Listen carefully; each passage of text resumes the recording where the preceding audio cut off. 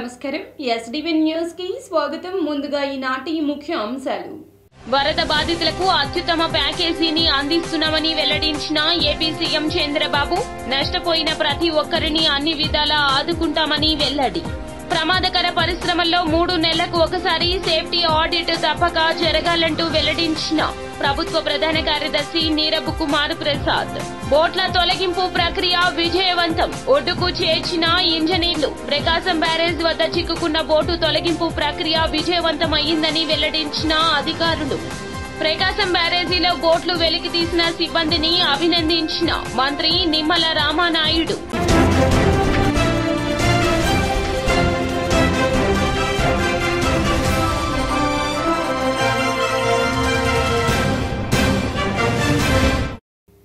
ఇక డీటెయిల్స్ చూస్తే వరద బాధితులకు అందరికీ అత్యుత్తమ ప్యాకేజీని ఇస్తున్నట్లు ఏపీ సీఎం చంద్రబాబు వెల్లడించారు.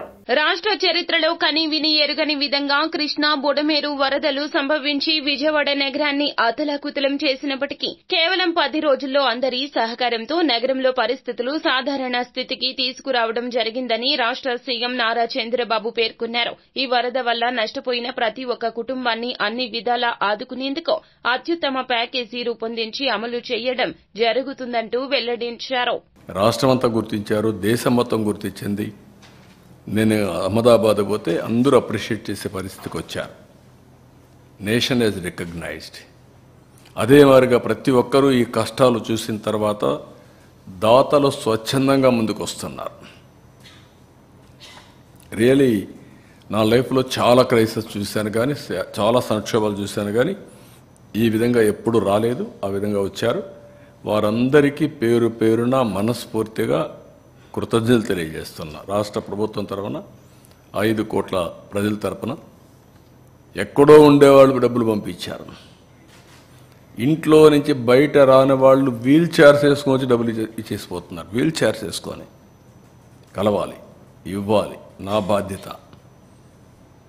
ఒక సోషల్ రెస్పాన్సిబిలిటీ అనేది ఒక ప్రభుత్వమే కాదు, ప్రభుత్వానికి మేము కూడా అండగా ఉండాలి అనే పరిస్థితికి వచ్చారు. దానికి కారణం ప్రజలు ఒక నమ్మకం, సర్వ విధాలుగా ప్రయత్నం చేశారు. నేను కూడా చేయకపోతే నేను కూడా దోషిగా మిగిలిపోతాను, నేను కూడా మనిషిని, నేను కూడా చేయాలి అని పిల్లల దగ్గర నుంచి అందరూ హెల్ప్ చేసే పరిస్థితి వచ్చారు. వాళ్ళందరినీ అభినందిస్తున్నా. చెక్కంపొడి, వాల్మీకి కాలనీ, బాంబే కాలనీ, ఇలాంటివన్నీ కొన్ని ఉన్నాయి. ఆ ఏరియాస్ అన్నీ చూసుకున్న తర్వాత 179 సచివాలయాల్లో ఏ ఇండ్లు అయితే మునిగిపోయినాయో ఆ ఇండ్లు వార్డ్స్ పై మొత్తం 179 సచివాలయాలు. 179 సచివాలయాల్లో ఉండే అందరికీ ఫస్ట్ ఫ్లోర్లో ఉండేవాళ్ళు నీట మునిగారు. గ్రౌండ్ ఫ్లోర్లో వాళ్ళందరికీ 25,000 రూపాయల చొప్పున ఆర్థిక సహాయం చేస్తున్నాం. వాళ్ళ టీవీలు పోయినాయి, లేకపోతే అక్కడ ఎలక్ట్రానిక్ గూడ్స్ పోయినాయి, చాలా నష్టపోయారు. ఇది చరిత్రలో ఫస్ట్ టైం ఒక్కొక్క ఇంటికి ఇంత పెద్ద ఎత్తున 25,000 ఇవ్వడం అనేది ఇది ఫస్ట్ టైం. ఒకప్పుడు 4,000 రూపాయలు. భోజనాల కాడ ఎక్కడా మేము లోటు చేయలేదు. ప్యాకేజీ కింద కూరగాయలన్నీ ఇచ్చాం. 25 కేజీల బియ్యం, 1 KG palm oil, 1 KG sugar, 1 KG పప్పు, 2 కేజీలు ఉల్లిపాయలు, 2 కేజీలు పొటాటో, ఇవన్నీ ఇచ్చాం. ఇవన్నీ ఇచ్చిన తర్వాత ఇప్పుడు 25,000 రూపాయలు ప్రతి ఒక్క ఇంటికి ఆర్థిక సహాయం చేస్తున్నాం. రెండోది, ఫస్ట్ ఫ్లోర్లో ఉండే అందరికీ ఒక 10,000 రూపాయలు ఆర్థిక సహాయం చేస్తున్నాం అందరికీ. ప్రమాదకర పరిశ్రమల్లో తప్పనిసరిగా 3 నెలలకు ఒకసారి సేఫ్టీ ఆడిట్ జరగాలని సీఎస్ నీరబ్ కుమార్ ప్రసాద్ వెల్లడించారు. ప్రభుత్వ శాఖల్లో 100 రోజుల కార్యాచరణ ప్రణాళికను పటిష్టవంతంగా అమలు చేయడం ద్వారా నిర్దిష్ట లక్ష్యాలు సాధించాలంటూ స్పష్టం చేశారు. సచివాలయంలో ఆయన ITE and C, NRI, empowerment, tourism and culture, cinematography, పరిశ్రమలు, వాణిజ్యం, కార్మిక, ఫ్యాక్టరీలు తదితర విభాగాల అధికారులతో సమీక్ష నిర్వహించారు.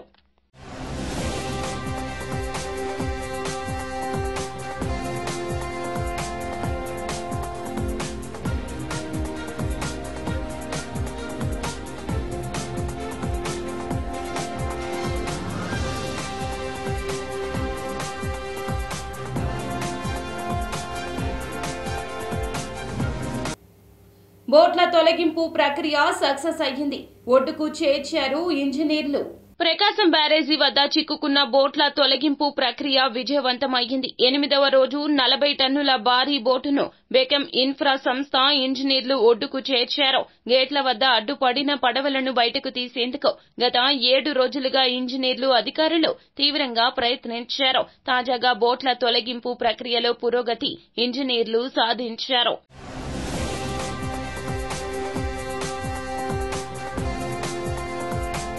ప్రకాశం బ్యారేజీలో బోట్లు వెలికి తీసిన సిబ్బందిని అభినందించారు మంత్రి నిమ్మల రామనాయుడు.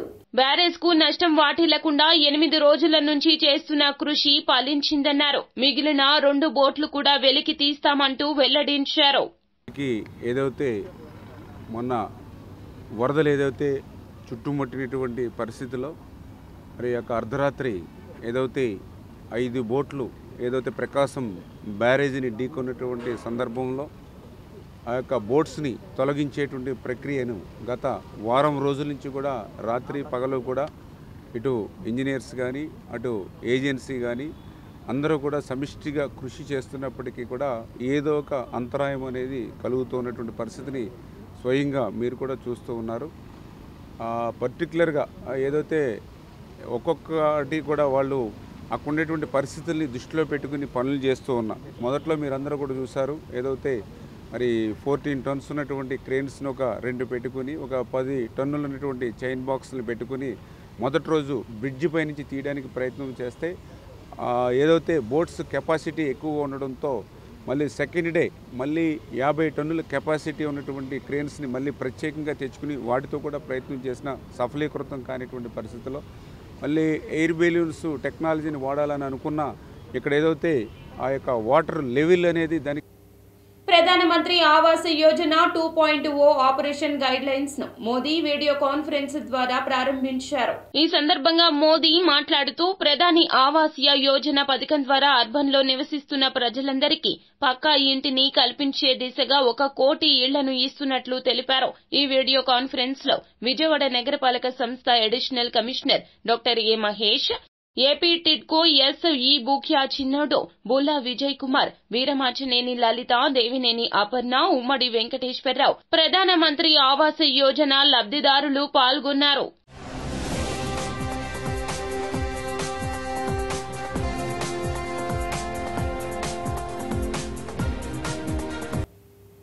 వైకాపా నాయకులపై వైసీపీ అధినేత జగన్మోహన్ రెడ్డిపై వారి మాట తీరుపై సీఎం చంద్రబాబు నిప్పులు చెరిగారు.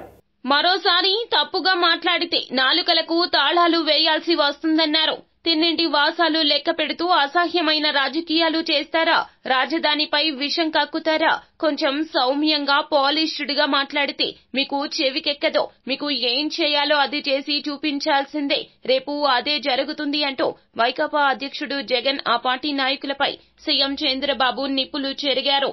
విషయంలో కూడా మీరు వచ్చి 100 డేస్ కూడా కంప్లీట్ కాలేదు అంటే లాస్ట్ గవర్నమెంట్ లో తీసుకొచ్చిన మెడికల్ కాలేజీలు ఆగిపోతున్నాయి. తర్వాత మెడికల్ సీట్స్ అన్ని ఆయన ఇచ్చిన జీవో ఒకసారి చదువుకోమని ఆయన ఒక జీవో ఇచ్చాడు. ఆయన ముఖాన్ని తగిలిస్తారు రాష్ట్రాన్ని తిప్పేదానికి. ఆ జీవో పెట్టి ముఖంలో తగిలిస్తే ఆ జీవోని కాకుండా ఏం అమలు చేస్తారో చెప్పాలండి పని. నేను స్ట్రైట్ కోసం అంటే ఆయన బాడీకి గట్టేసి తిప్పుతాం ఆ జీవోని. ఏ జీవో ఇచ్చాడో మీరే చదువుకోండి ఒకసారి పేపర్లో. మీరు కూడా చదివితే మీకు కూడా ఒక ఐడియా వస్తుంది. అప్పుడు నేను చెప్తాను. ఇలాంటి నేరస్తులకి నేను చెప్పేది ఏంటంటే బాబాయిని చంపి నారాసుర రక్త చరిత్ర పెట్టేసి తప్పించుకోవాలని ప్రయత్నం చేస్తే అన్నిటిని జరగవు. ఎన్ని తప్పుడు పనులన్నీ చేసి వేరే వాళ్ళ మీద దోసేయాలనుకుంటే జరగవు. ఆ రోజులు అయిపోయినాయి. చెవికి కట్టి చూపిస్తాను ఊరంతా తిప్పి పిచ్చి పిచ్చిగా అనుకుంటున్నా. ఏం చేసేవన్నీ కూడా అంత ఈజీగా ఆలోచించద్దండి. నోటుకొచ్చేట్టు మాట్లాడడం. నిన్న ఏం చేశారో అది మర్చిపోయి ఈరోజు దాని మీద వాళ్ళు విమర్శించే పరిస్థితికి వచ్చారు. ఆ జీవో ఒకసారి చదువు, నేను చెప్పను. చెప్తే మీకు రహస్యం పోతుంది, సీక్రెట్ పోతుంది. You read that. What issued the GO in private colleges, you read that. దాని అనుబంధ సంస్థలు చేస్తున్న పరిస్థితి అంటే పర్టికులర్గా ఈ ముంపు ప్రాంతంలో రాజధాని అవసరమా, చేయడానికి లక్షల కోట్లు ఖర్చు పెట్టాల్సిన పరిస్థితి, ఈ టైప్ ఆఫ్ వర్డ్స్ వైసీపీ నేతల నుంచి పర్టికులర్గా వస్తూ ఉన్నాయి. ఈ తెలివైన మేధావుల్ని చెన్నైని మార్చేయమనండి, బెంగళూరు సిటీని మార్చేయమనండి, బాంబే సిటీని మార్చమనండి. హైదరాబాద్ సిటీని మార్చమని. బుద్ధి జ్ఞానం ఉంటే మాట్లాడడం మానేయమనండి, బుద్ధి జ్ఞానం లేకపోతే మాట్లాడమనండి. మీ ఇంటి మీద నీళ్ళు వస్తాయని ఆకాశంలో పోతావు, నువ్వు ఇంటికి నీళ్లు రాకుండా చూసుకోవాలి. ఊరికే మర్యాద చెప్తే మర్యాద కూడా లేదు వీళ్ళకు. మర్యాద తెలుసుకునేది నేర్చుకోవాలి. ఇంకొకసారి మాట్లాడితే ఆ నాలుకలు తాళాలు వేయాల్సి వస్తుంది. వాట్ నాన్ సెన్స్, ఏంటి తమాషగా ఉంది. ఇన్నింటి వాస్తవాలు లెక్క పెట్టుకుంటూ రాజకీయం కోసం అసహ్యమైన రాజకీయాలు చేస్తారా మీరు? ఎన్డీఏ కూటమిలో బీసీలకు పూర్వ వైభవం తిరిగి రానుందని మంత్రి సవిత వెల్లడించారు. బీసీలకు పెద్దపీట వేయనున్నట్లు రాష్ట్ర బీసీ సంక్షేమ శాఖ మంత్రి ఎస్ సవిత తెలిపారు. సచివాలయంలోని 4వ బ్లాక్ లో నిర్వహించిన విలేకరుల సమావేశంలో ఆమె మాట్లాడారు. గడిచిన 5 ఏళ్లలో బీసీలు పూర్తిగా చితికిపోయారన్నారు. చంద్రబాబు రాకతో బీసీలకు పూర్వ వైభవం వచ్చిందన్నారు. ఆనాటి నుంచి మరియు చంద్రబాబు నాయుడు గారు 14-19లో కూడా బీసీలు గౌరవించిన పార్టీ తెలుగుదేశం పార్టీ. అదే ఎన్నికల్లో మేము ఏదైతే మాట చెప్పామో ఆ మాట ప్రకారం ఇప్పుడు కూడా బీసీలకు పెద్దపీట వేయబోతున్నామన్న విషయాన్ని కూడా మీకు అందరికీ తెలియజేస్తున్నాం. అదేవిధంగా మొదటిగా ఏదైతే గత ప్రభుత్వంలో నిలిచిపోయిన డైట్ బిల్లులు కూడా 110 కోట్ల రూపాయలు బకాయిలను విడుదల చేయబోతున్నాం. అదేవిధంగా 20,52 లక్షల రూపాయలు కాస్మెటిక్ ఛార్జీలు బాకీలు కూడా విడుదల చేయబోతున్నాం. అదేవిధంగా హాస్టల్స్లో సాధారణ మరమ్మతులు గత 5 సంవత్సరాల నుంచి ఎలాంటి మరమ్మతులు లేక విద్యార్థులు చాలా ఇబ్బంది పడుతున్నారు అని తెలుసుకొని చంద్రబాబు నాయుడు గారి దృష్టికి వెళ్ళగానే 10 కోట్ల రూపాయల 10 కోట్లు కూడా విడుదల చేయబోతున్నాం. అదేవిధంగా వసతి గృహాల్లో గత 10 సంవత్సరాలుగా పిల్లలకి ప్లేట్లు, అదేవిధంగా బాక్సులు, మరి ట్రంకు పెట్లు, గ్లాసులు, బెడ్షీట్లు ఇలాంటివి ఏవి అందక ఇబ్బంది పడుతున్నారనే విషయాన్ని మేము ముఖ్యమంత్రి గారి దృష్టికి తీసుకెళ్ళాం. వెంటనే ముఖ్యమంత్రి గారు కూడా 25 కోట్ల రూపాయలు విడుదలకి నిర్ణయించారు. అదేవిధంగా హాస్టల్స్లో డిజిటల్ కంటెంట్ విద్యా ప్రణాళికల పెంపుదల కోసం సెంటర్లు కూడా ఏర్పాటు చేయడానికి నిర్ణయించాం. ఎందుకంటే వాళ్ళలో ఉన్న నైపుణ్యతను బయటికి తీసుకురావాలి, వాళ్ళకి ఉన్నత విద్య అవసరం కాబట్టి చంద్రబాబు నాయుడు దానికి కూడా అంగీకరించారు. అదేవిధంగా ప్రీ మెట్రిక్ ఇబ్రహీంపట్నం రింగ్ సెంటర్లో ప్రధాని నరేంద్ర మోదీ జన్మదిన వేడుకలను అట్టహాసంగా నిర్వహించారు. ఇబ్రహీంపట్నం మండల బీజేపీ అధ్యక్షులు పయ్యావుల రాము ఆధ్వర్యంలో భారత ప్రధాని నరేంద్ర మోదీ జన్మదిన వేడుకలు ఘనంగా నిర్వహించారు. రింగ్ సెంటర్లో కేక్ కటింగ్ అనంతరం ఇబ్రహీంపట్నం మండల తహసీల్దార్ కార్యాలయంలోనూ ఇబ్రహీంపట్నం పోలీస్ స్టేషన్లోనూ నరేంద్ర మోదీ చిత్రపటాలు బహుకరించారు.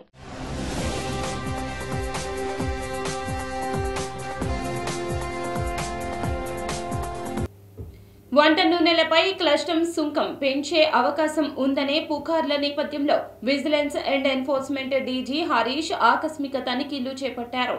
అకస్మాత్తుగా పెరిగిన అనధికార హోర్డింగ్ ట్రేడింగ్ పై విజిలెన్స్ ఆకస్మిక తనిఖీలు నిర్వహించారు. ప్రభుత్వ ఆదేశాల మేరకు సామాన్య వినియోగదారులపై భారం పడే ఆకస్మిక ధరల పెరుగుదలను నియంత్రించేందుకు చర్యలు తీసుకుంటున్నారు. తప్పు చేసిన వ్యాపారులపై కఠిన చర్యలు తీసుకోవాలంటూ ఆదేశాలు జారీ చేశారు. పండుగల సీజన్లలో ఎడిబుల్ ఆయిల్ కు డిమాండ్ ఉన్న నేపథ్యంలో మిల్లర్లు, స్టాకిస్టులు, రిటైలర్లపై ఏకకాలంలో ఆకస్మిక తనిఖీలు నిర్వహించాలంటూ రాష్ట్రంలోని అన్ని యూనిట్ల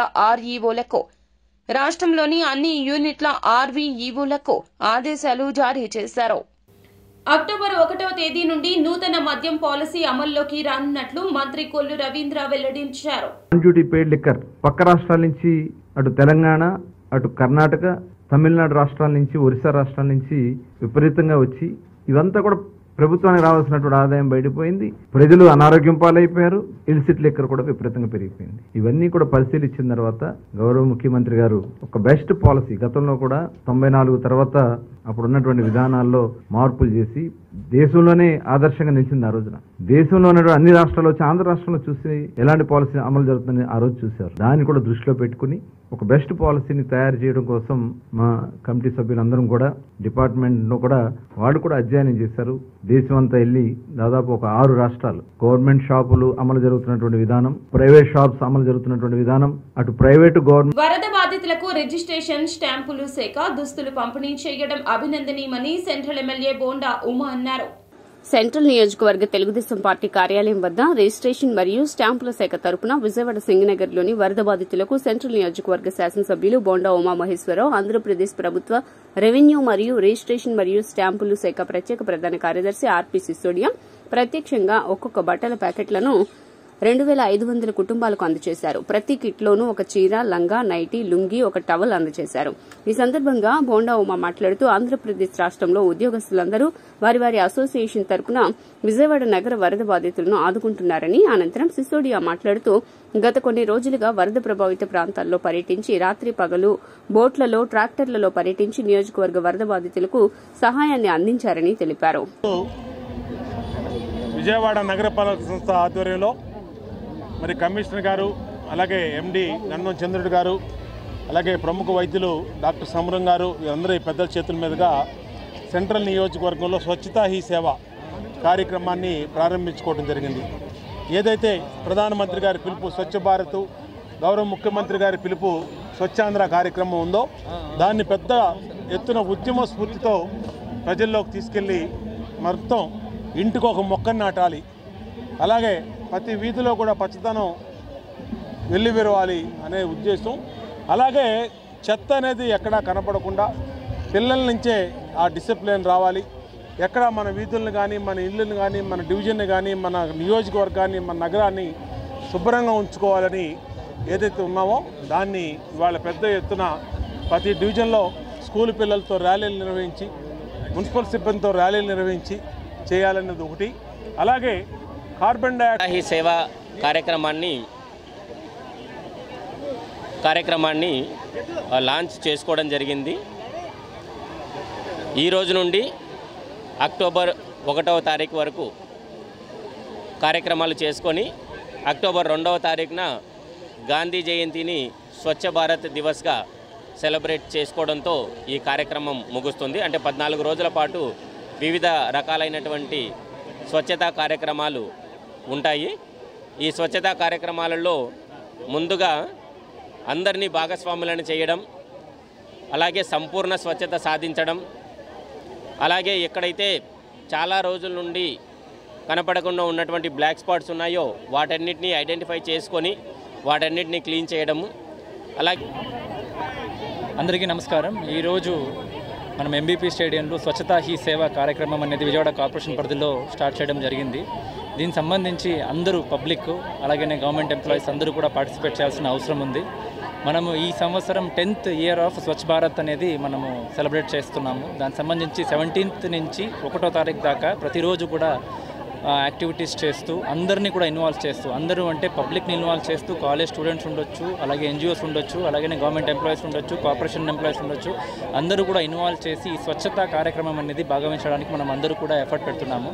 దీనికి సంబంధించి మనకేంటంటే స్వభావ స్వచ్ఛత, సంస్కార స్వచ్ఛత అనే ఒక థీమ్తో ఈ సంవత్సరము ఈ స్వచ్ఛత ఈ సేవా కార్యక్రమం చేయడం జరుగుతుంది. అంటే దీంట్లో అర్థం ఏంటంటే మనము ఈ స్వచ్ఛత అనేది మన క్యారెక్టర్లో ఒక పార్ట్ అయిపోవాలి, మన అలవాట్లో ఒక అలవాటు అయిపోవాలి. ఇదేదో గవర్నమెంట్ దేవాదాయ శాఖ డీసీ విజయరాజును వెంటనే సస్పెండ్ చేయాలని AP endowment institution employment association ప్రతినిధి కోగంటి రవికుమార్ డిమాండ్ చేశారు. దేవాదాయ శాఖలో అవినీతి రారాజు విజయరాజును సస్పెండ్ చేసి విచారణ చేయాలని Andhra Pradesh endowment institutions employment association రాష్ట్ర అధికార ప్రతినిధి కోగంటి రవికుమార్ డిమాండ్ చేశారు. సోమవారం గొల్లపూడిలోని రాష్ట్ర దేవాదాయ శాఖ కార్యాలయం వద్ద ఏర్పాటు చేసిన విలేకరుల సమావేశంలో ఆయన మాట్లాడుతూ ముఖ్యమంత్రి నారా చంద్రబాబు ఆదేశాలకు తూట్లు పొడుస్తూ భక్తులిచ్చిన సొమ్మును దేవాదాయ శాఖలోని కాకినాడ డీసీ విజయరాజు వంటి కొంతమంది వ్యక్తులు దోచుకుంటూ ఉంటే దాతల హృదయాలు శోకిస్తున్నాయని అన్నారు. గత 6 సంవత్సరాల క్రితం విజయరాజుపై అవినీతి నిరోధక శాఖ అధికారులు దాడి చేసి 100 కోట్ల రూపాయల ఆస్తులు, పట్టుచీరల దుకాణాలను తలపించేలా పట్టుచీరలు, బంగారం, నగలు, వెండి వస్తువులు దొరికాయన్నారు. మరలా కోర్టును ఆశ్రయించగా కోర్టు వారు ఆర్థిక సంబంధమైన పదవి ఇవ్వొద్దని ఆర్డర్ ఇవ్వగా నాటి వైసీపీ మంత్రి వెల్లంపల్లి అండతో కాకినాడ డీసీగా పోస్టు వేయించుకున్నారని, మరిన్ని ఆస్తులు సంపాదించుకున్నారని, వాటి ఆధారాలతో ముఖ్యమంత్రి చంద్రబాబుకు, ఉప ముఖ్యమంత్రి పవన్ కళ్యాణ్ కు ఫిర్యాదు చేశామని తెలిపారు. ఫిర్యాదు చేసిన వెంటనే మేము అన్ని ఆధారాలు సబ్మిట్ చేస్తూ ఫిర్యాదు చేశాము ఆయనకి. ఆ ఫిర్యాదు మీద వెంటనే వాళ్ళు రాజమండ్రి రీజనల్ జాయింట్ కమిషనర్ గారిని విచారణాధికారిగా వేశారు. ఆ వేసిన దగ్గర నుంచి కూడా ఆయన మమ్మల్ని ఒక చోటా మోటా ఒక దాని గ్రూపు అదే ఒక దాని ఒక ఛానల్, దాన్ని యూట్యూబ్ ఛానల్ విలేకరులతో మమ్మల్ని నానా రకాలుగా భయపెడుతూ బెదిరిస్తూ మమ్మల్ని మీద క్రిమినల్ కేసులు పెడతాము, మమ్మల్ని బెదిరిస్తామని చెప్పి మమ్మల్ని బెదిరిస్తూ ముందేమో మాకు డబ్బులు చూపించి పంపించారు. మాకు దానికి మేము లొంగలా మేము ఇలాంటి అవినీతి అధికారి ఉండకూడదు దేవాదాయ శాఖలో అనే పట్టుదలతో మేము ముందుకెళ్తూ దానికి వెళ్తే తర్వాత మాకు 2 రోజుల నుంచి మాకు మమ్మల్ని బెదిరించడం బిగించేశారు. మీ మీద క్రిమినల్ కేసులు పెట్టిస్తాము, ఆయన సంగతి తెలియదు అంటూ. ఈయన గతంలో 2018లో ఏసీబీ వాళ్ళు ఇతని మీద దాడి చేసి పట్టుకుని పల్లి విజయరాజు డిప్యూటీ కమిషనర్ను సస్పెండ్ చేయాలి. అలాగే అవినీతి అధికారులు ఎవరైతే ఉన్నారో అవినీతి అధికారుల లిస్ట్ ఒకటి తయారు చేసి వాళ్ళ మీద తక్షణమే చర్యాలి. ఈ ఎవరివి భక్తులు ఇచ్చిన సొమ్ము, భగవంతుడికి భక్తులు ఇచ్చిన సొమ్ము దోసుకు తినేస్తూ ఉంటే వీళ్ళు దాతల హృదయాలు పైన శోకిస్తున్నాయి. పైన అక్కడ వాళ్ళు ఒక దేవాలయం 2 దేవాలయాలు కాదు, దేవాలయాలే కొట్టుకు తినేశాడు ఈ విజయరాజు. ఈ విజయరాజు లాంటి వాళ్ళు ఇంకా కూడా ఉన్నారు. వాళ్ళందరూ కూడా ప్రభుత్వం పారదర్శకంగా పనిచే జగన్ సర్కార్ అమలు చేసిన శాశ్వత భూ హక్కు భూ రక్షణ పథకం పేరును ఏపీ రీసర్వే ప్రాజెక్టుగా మార్పు చేస్తూ ప్రభుత్వం నిర్ణయం తీసుకుంది. ఈ స్కీమ్ను గ్రామాల్లో భూ వివాదాలు తగాదాలు లేకుండా చేయాలనే ఉద్దేశంతో తీసుకువచ్చామని అప్పట్లో జగన్ ప్రభుత్వం పేర్కొంది. దీనిలో భాగంగా భూముల సమగ్ర రీసర్వే చేపట్టారు. కానీ ఈ పథకం ఆచరణలోకి వచ్చేసరికి భారీ ఎత్తున అవకతవకలు చోటు చేసుకున్నట్లు ఆరోపణలు వెల్లువెత్తాయి. దీంతో బాధితులు శాశ్వత భూ హక్కు భూ రక్షణ పథకంపై ఆగ్రహం వ్యక్తం చేశారు. ఈ నేపథ్యంలో ఈ స్కీమ్ అమలు తీరును అప్పటి ప్రతిపక్షం టీడీపీ తీవ్రంగా ఖండించింది. తాము అధికారంలోకి వస్తే ఈ స్కీమ్ను పూర్తిగా ప్రక్షాళన చేయడం జరుగుతోందని పార్టీ అధినేత చంద్రబాబు నాయుడు తెలిపారు. ప్రస్తుతం రాష్ట్రంలో కూటమి ప్రభుత్వం అధికారంలోకి రావడంతో శాశ్వత భూ హక్కు భూ రక్షణ పథకం పేరును మారుస్తూ ఉత్తర్వులు జారీ చేశారు.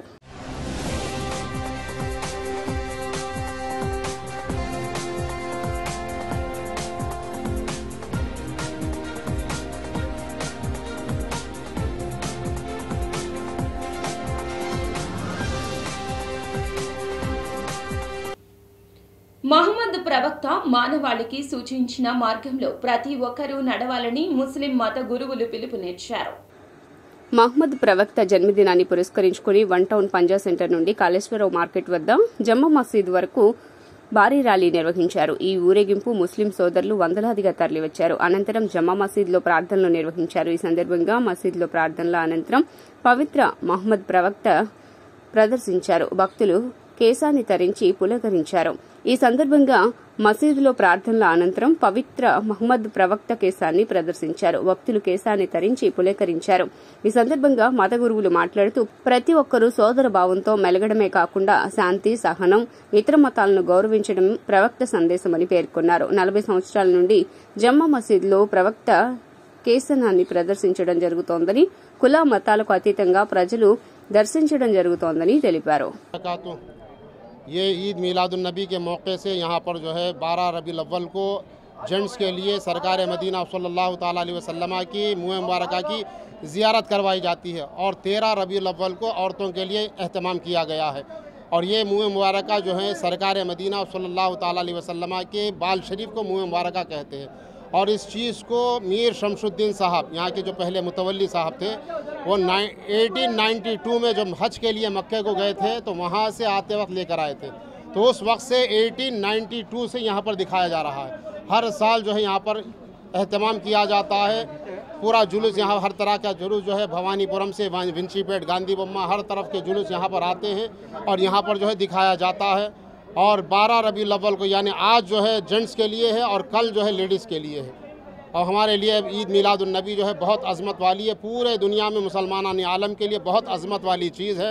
हम सरकार मदीना सल्लल्लाहु ताला अलैहि वसल्लम का कलमा पढ़ते हैं तो लिहाजा मुसलमानों की नज़र में मुँह मुबारक की बड़ी अहमियत है और लिहाजा यहाँ पर आने वाले मुसलमान भी आते हैं और हिंदू भी आकर देख कर जाते हैं। 100 సంవత్సరాల చరిత్ర అయిన మసీదు ఇక్కడ మహమ్మద్ ప్రవక్త నీలాలు చూపిస్తారు. నా చిన్నప్పటి నుంచి వచ్చి ఇక్కడ చూస్తూ వెళ్తున్నాను. ఇది చాలా గొప్ప పవర్ అయిన నీలాలు. అది 12వ రోజు చూపిస్తాం ఇక్కడ. అంతా హిందూ ముస్లిం బాయిగా అందరూ ఈ కార్యక్రమాన్ని ఈ దర్శనాన్ని జయప్రదం చేసుకుంటారు. విరాట్ విశ్వకర్మ భగవాన్ జయంతి మహోత్సవాలు ఘనంగా నిర్వహిస్తున్నట్లు బీజేపీ ఎన్టీఆర్ జిల్లా అధ్యక్షులు అడ్డూరి శ్రీరామ్ వెల్లడించారు. విజయవాడ వన్ టౌన్లోని మాడపాటి క్లబ్లో భగవాన్ విశ్వకర్మ జయంతి సందర్భంగా మంగళవారం విశ్వకర్మ జయంతి మహోత్సవాలను ఘనంగా నిర్వహించారు. విశ్వకర్మ చిత్రపటానికి పూజలు చేసి పలు సేవా కార్యక్రమాలు నిర్వహించారు. అవార్డులను ప్రదానం చేశారు. శ్రీ కామాక్షి స్వర్ణకార సంఘం ఆధ్వర్యంలో జరిగిన ఈ కార్యక్రమానికి ఎన్టీఆర్ జిల్లా బీజేపీ అధ్యక్షుడు అడ్డూరి శ్రీరామ్, బీజేపీ నాయకులు పైలా సోమినాయుడు హాజరయ్యారు. ఈ సందర్భంగా శ్రీరామ్ మాట్లాడుతూ ప్రపంచ వ్యాప్తంగా విశ్వకర్మ జయంతి మహోత్సవాలు జరుగుతున్నాయన్నారు. అనేక సేవా కార్యక్రమాలు నిర్వహిస్తున్న కామాక్షి స్వర్ణకార సంఘం సభ్యులను అభినందించారు. ఈ రోజు శ్రీ శ్రీ విరాట్ విశ్వకర్మ భగవాన్ సందర్భంగా జయంతి సందర్భంగా కీర్తి శేషులు స్వర్ణకార రథసారథి, స్వర్ణకార ఉద్యమ రథసారథి కీర్తిశేషులు నందిపాటి వీరాచార్యులు గారి స్మారక అవార్డుని బ్రహ్మశ్రీ చలపాక ప్రకాష్ గారికి, అలాగే కీర్తిశేషులు గోలి వీరచంద్రరావు గారి స్మారక అవార్డుని శ్రీ అవ్వారు బుల్లబాయ్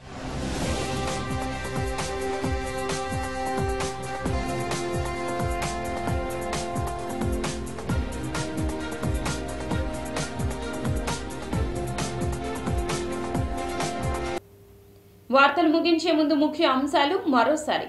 వరద బాధితులకు అత్యుత్తమ ప్యాకేజీని అందిస్తున్నామని వెల్లడించిన ఏపీ సీఎం చంద్రబాబు, నష్టపోయిన ప్రతి ఒక్కరిని అన్ని విధాలా ఆదుకుంటామని వెల్లడి. ప్రమాదకర పరిశ్రమల్లో 3 నెలలకు ఒకసారి సేఫ్టీ ఆడిట్ తప్పక జరగాలంటూ వెల్లడించిన ప్రభుత్వ ప్రధాన కార్యదర్శి నీరబ్ కుమార్ ప్రసాద్. బోట్ల తొలగింపు ప్రక్రియ విజయవంతం, ఒడ్డుకు చేర్చిన ఇంజనీర్లు. ప్రకాశం బ్యారేజ్ వద్ద చిక్కుకున్న బోటు తొలగింపు ప్రక్రియ విజయవంతమైందని వెల్లడించిన అధికారులు. ప్రకాశం బ్యారేజీలో బోట్లు వెలికి తీసిన సిబ్బందిని అభినందించిన మంత్రి నిమ్మల రామానాయుడు. ఎస్బీవీ న్యూస్ సమాప్తం. నమస్కారం.